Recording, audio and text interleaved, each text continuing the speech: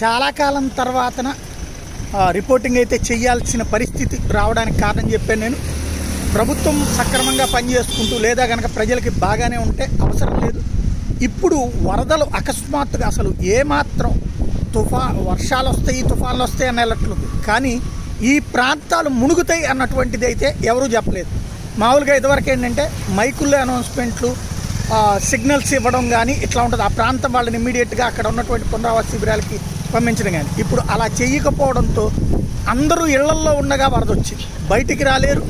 అలాగని చెప్పి బయటికి తీసుకొచ్చే ఏర్పాటు లేదు. ఇప్పుడు ప్రస్తుతం పరిస్థితి చూస్తే క్రమంగా ఎదుగు ప్రస్తుతం మనం రామర్పాడు ఫ్లైఓవర్ దగ్గర ఉన్నప్పుడు ఈ ప్లేస్ చూడండి. ఇదంతా కూడా ఎలాగున్నాయో అపార్ట్మెంట్, ఇవన్నీ చుట్టూతో ఉండేవన్నీ పూళ్ళు.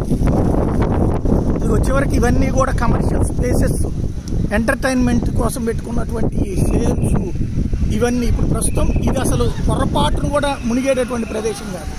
మొట్టమొదటిసారి ఈ స్థాయికి వచ్చింది.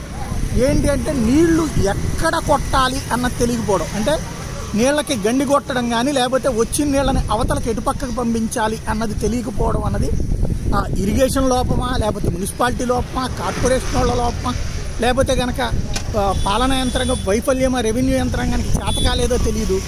ఇది పరిస్థితి. ఇవన్నీ మునిపోయినాయి. దీనికి కారణం ఏంటి అంటే ఒక్కళ్ళకి సమాధానం లేదు. అదేమంటే పొంగుతున్నాయి లేకపోతే పూర్లుతున్నాయి, ఈ లెక్కే ఉంది. పొంగుతున్నాయి, గతంలో కూడా ఎన్నోసార్లు పొంగినాయి. వరదలు ఈ ప్రాంతాలకు రావడం అన్నటువంటి ఫస్ట్ టైం జరుగుతోంది. ఈ వైఫల్యం ఏంటి అన్నది ఎప్పటికైనా ఆలోచించుకోవాల్సి ఉంది.